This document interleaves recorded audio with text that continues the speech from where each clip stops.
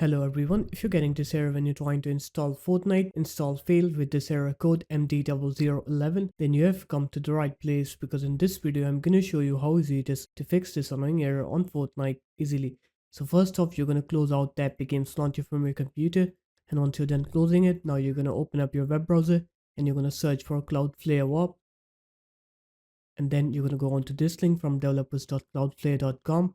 You're going to download latest stable release on here, and once you're done downloading the software, install it. And after you're done installing it, now you're going to open it up, and once you're done opening it up, you're going to click onto it, click onto the settings icon, click onto 1.1.1.1 with warp, and then connect it.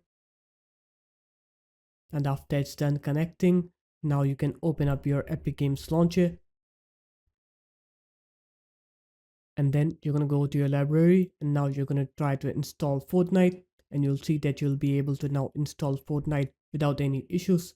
So there it is guys, that's how easy it was. If you guys found this video helpful, make sure to leave a like, comment and subscribe to the channel, and I'll see you in my next video. Peace.